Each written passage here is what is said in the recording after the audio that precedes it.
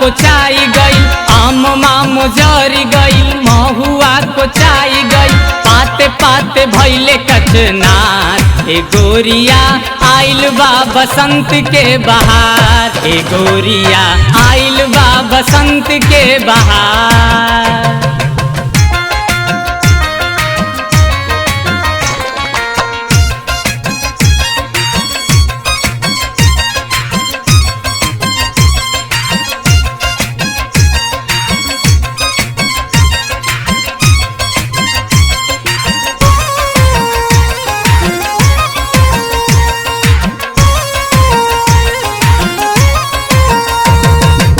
घनी बसवरिया में बोले कोई लरिया,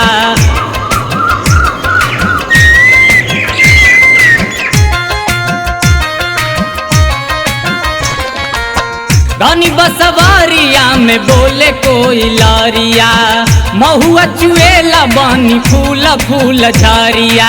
बाग बगीचवा में झूमे के हूँ बीचवा में, गावे गीत माधुरी मल्हार। ए गोरिया आइल बा बसंत के बहार, ए गोरिया आइल बा बसंत के बहार।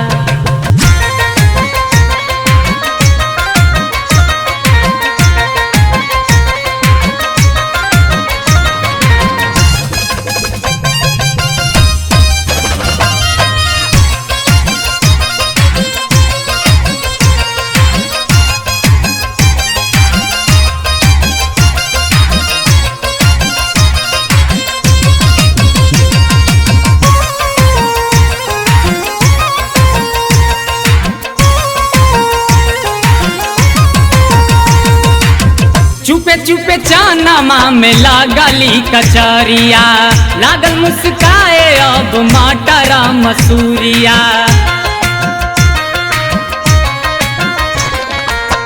चुपे चुपे चानमा में लागली कचरिया, लागल मुस्काए अब मटरा मसूरिया। सरसों फुलाई गईले, तीसी मुस्काई गईले, बीसल खेतबा बधार। ए गोरिया आइल बा बसंत के बहार, ए गोरिया आइल बा बसंत के बहार।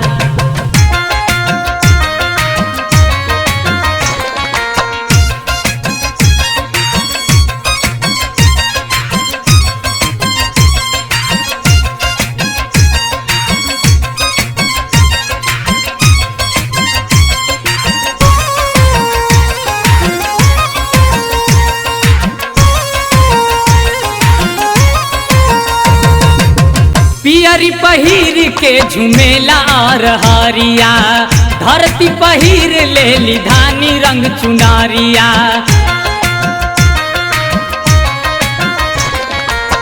पियरी पहिर के झुमेला और हरिया, धरती पहिर लेली धानी रंग चुनारिया। खेतवा खेसरिया से गेहूं के कियारिया से, कैले सोर हो सिंगार। ए गोरिया आइल बा बसंत के बहार, ए गोरिया आइल बा बसंत के बहार।